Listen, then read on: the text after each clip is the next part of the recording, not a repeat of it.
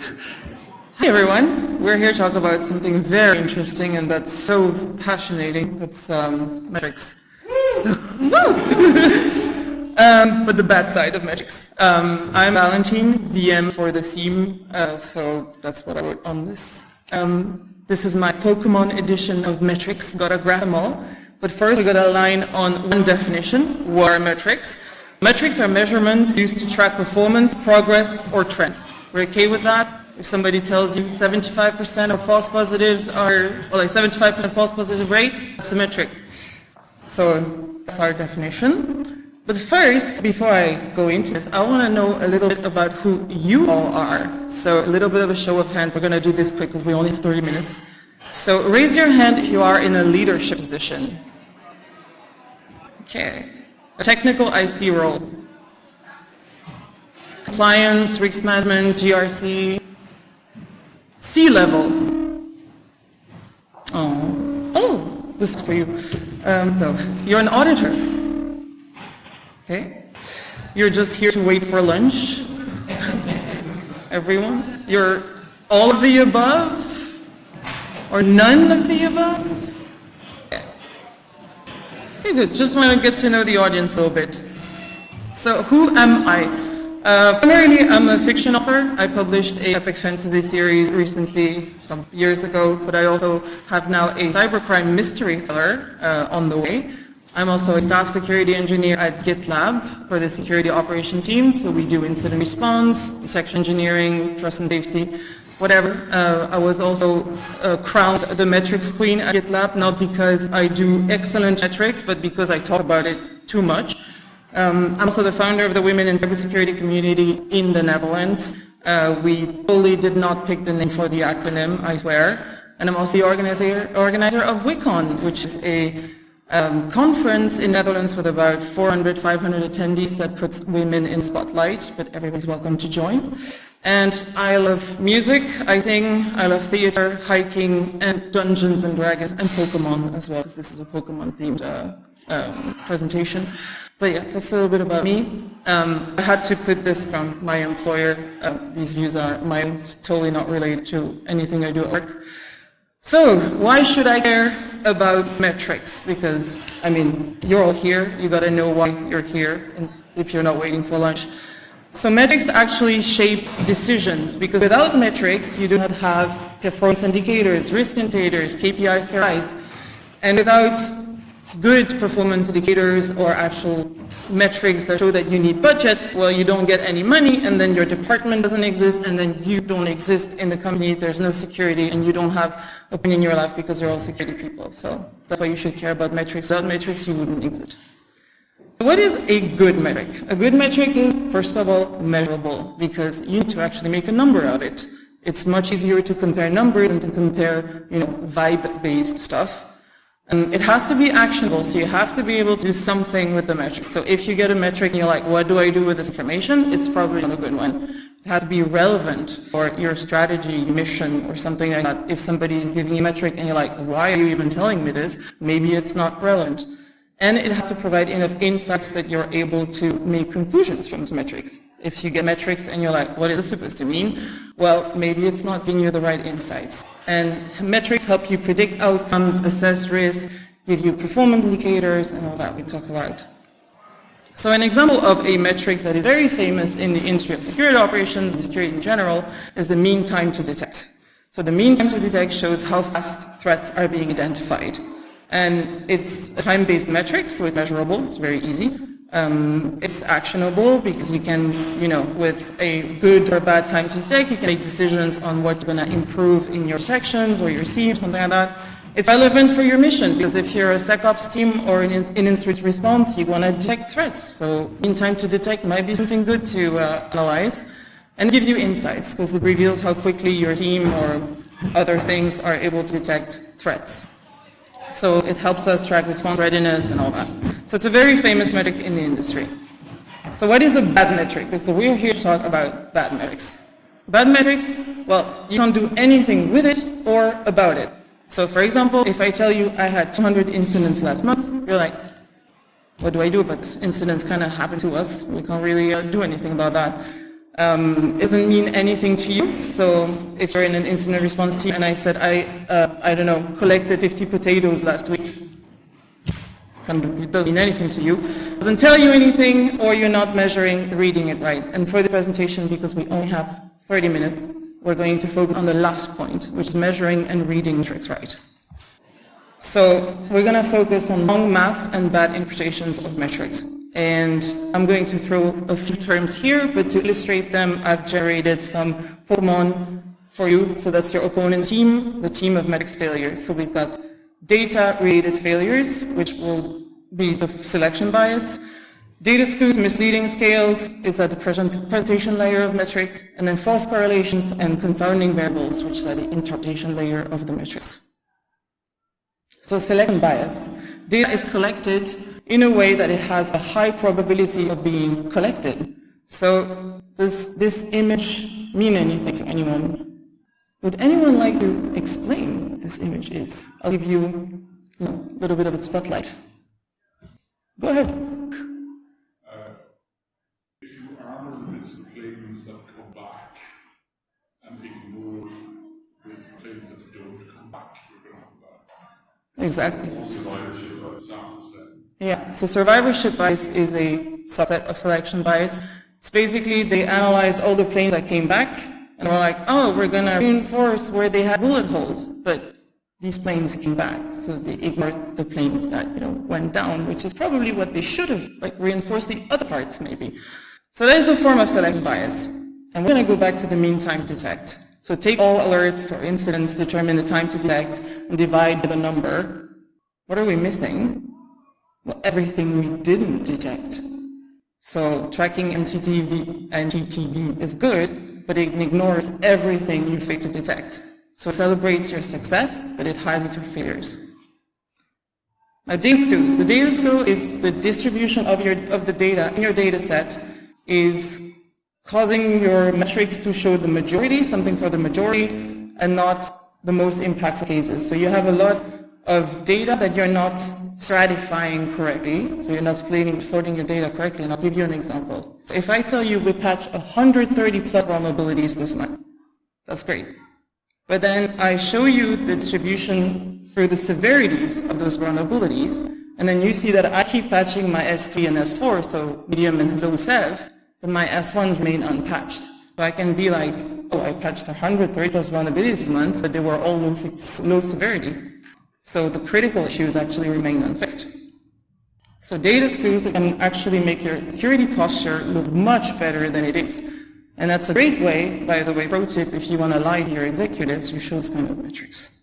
So then they're like, oh yeah, we patched 130 vulnerabilities, but they were actually all S4s. Don't tell them that. It's rewarding quantity over criticality, which is something that can kill your metrics your security program.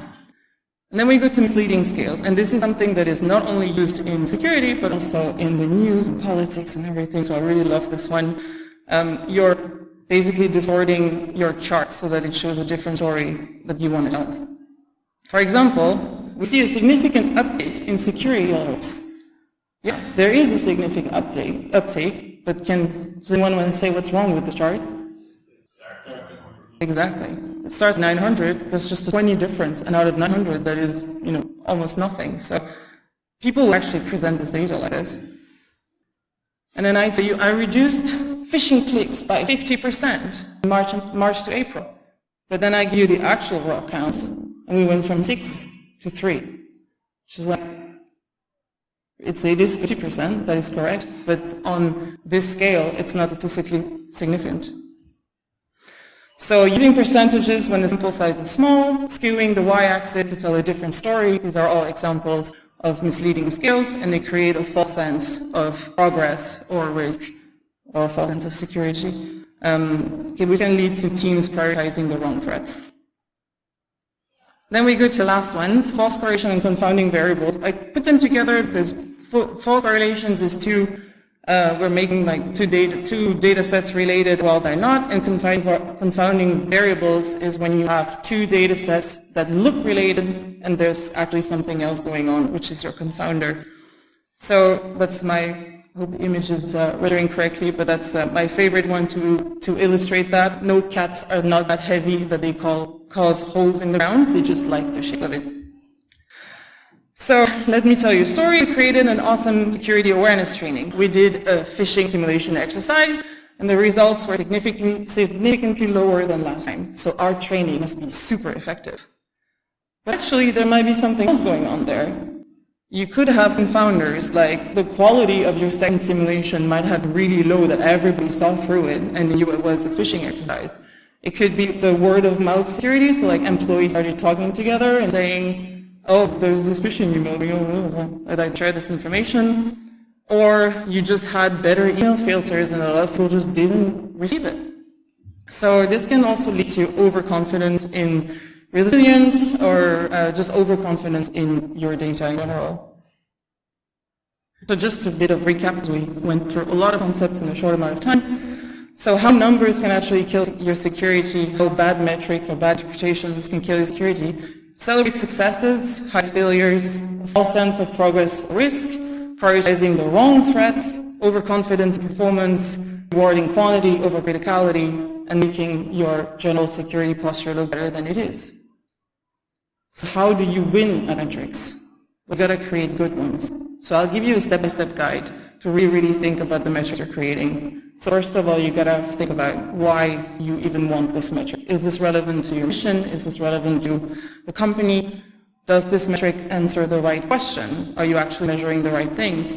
What are you even going to measure? Is it going to be vibe-based or number-based? Do you know your data? Do you know what's inside your data? Do you know how, like your data collection step is very important as well. You don't want to like suffer from survivorship bias or selection bias. Watch out for schools, all that. Set thresholds, targets. A metric without a target is not really going to be useful to you, or without a threshold. You don't want to go above something, or you want to target something. How will you use this metric? So once you have your metric and it's beautiful and it's in place and you have nice little dashboards, how do you actually use it? That's also very important to ask. Have a plan to action. And then you test it, iterate. Don't assume that the first time you publish this dashboard or whatever, that is correct or it's going to give you the right thing. You iterate on it and see if it's relevant in 3 months. So we're going to propose a metric. With our mission statement is Pokemon, gotta catch them all. We're going to propose the monthly count of Pokemon caught. So why do you want this metric? To measure how many Pokemon we caught. Does this metric answer the right question? If my mission statement is to catch them all just by measuring raw counts of Pokemon caught, I don't know if I have caught them all. So a better metric would be the Pokemon caught ratio. The total number of Pokemon you caught divided by the total number of Pokemon in the world. So it gives us a numerical value of progress. It tracks our progress to complete our mission. And you set a target. We want to catch 75% by the end of the year.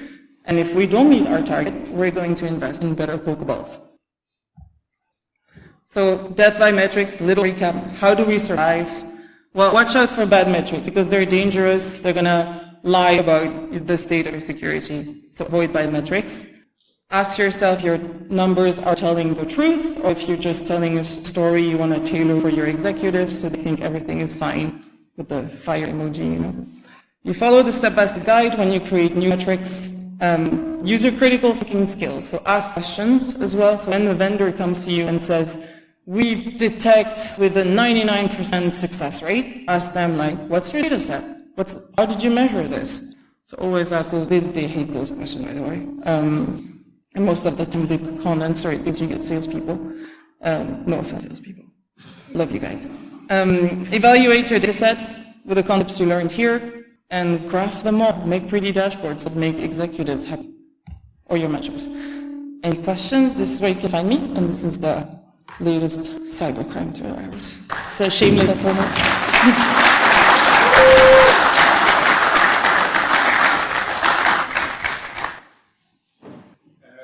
How do you manage leaders? So where I'm from this is we've all kind of been in a situation where we enter into a new employer and we get the monthly report, the daily report, the weekly report, and all of a sudden you're looking at metrics that are very heavily skewed. How do you manage leaders into adopting newer metrics that may be untested will provide better data? That's the greatest question of all. How do you convince your leaders that your metrics are good? I'd say show them, walk them through the conclusions, like how you got to the point where you noticed the metrics were wrong. Get them to also understand what's in for them as well. So like you can say with better metrics, you're going to have more accurate representation of our program, and then continues like that. So really walking them through, for me at least, that's what has worked, just walking them through the how you got to conclusions and why it's not good, or not as good as they thought it was. So I have a question on you were speaking about like the using of common sort of went and caught them all versus just caught and then sort of coming up with only providing metrics on what you've detected versus what you've not detected. Obviously what we've detected is action logic or criteria that you can catch those things. So how you define that and 30% of the on what you've caught versus what you've detected. So the problem is like the unknown, so you can never know like what you didn't catch, but it's just like when you present the mean time to detect, for example, it's like one data point among many others. So it's like making the mean time to detect better should not be the goal. It's just like a data point that helps us see like the state of our security, and like when you present that to executives, it's just saying like this is not what we're trying to address, it's just part of something here, and then you have other metrics, and so you don't have only like mean time to detect in the thing, you also like respond and contain and all that also actually show the performance of your team and all that. So it's just always specifying there's like one data point among many others.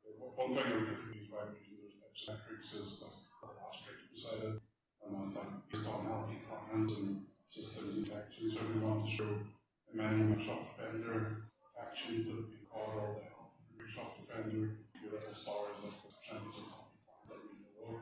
We always got that small percentile of the environment that we're engaging towards as Yeah. engaging. Yeah, it's just if you are able to like show the data and also like would show like the health of your systems, it also provides more information. You had a question? Could red teaming or security validation help show how realistic those numbers are? Because if you know, for example, how many attacks your red team actually created, then how many you detected, how long it took, you have an absolute. It's never going to be exhaustive though. So that's, we have to live with that, unfortunately, but that's why it's also important, especially if you work in like a SecOps team, it's also important to invest like the one I mentioned before, like the time to respond, time to contain, like those like things you can fully control. That's where you should put the focus on. Like the time to detect is a data point, but it's not really anything you will never be able to detect all the threats, so don't invest all your resources in making that better. In your opinion, what's one metric, if we were to all go back to our own employers and change, what's one metric that we should focus on to get what? Dwell time, I'd say. Even though it's only going to be on something you actually detected, but it can give you, so dwell time is like the time a actor was actually in your systems, but I also use it for like if you had a vulnerability or like just exposure time of something, like, and that can give you an indication as to like, so when you actually detect a threat, how long have they been in there? So like how, it can give you a little bit of an indication of, do we detect quickly or do we, like even the containment phase, like it can show you like broken processes within your company to contain, because if your time to detect short but your containment time is big, then it means something is wrong. So it can identify multiple things. It will not be, it will not show you anything you didn't detect, but it can sort of tell you like, okay, we're really bad at actually like detecting threats that have been there for a long time. So, yeah. Yes.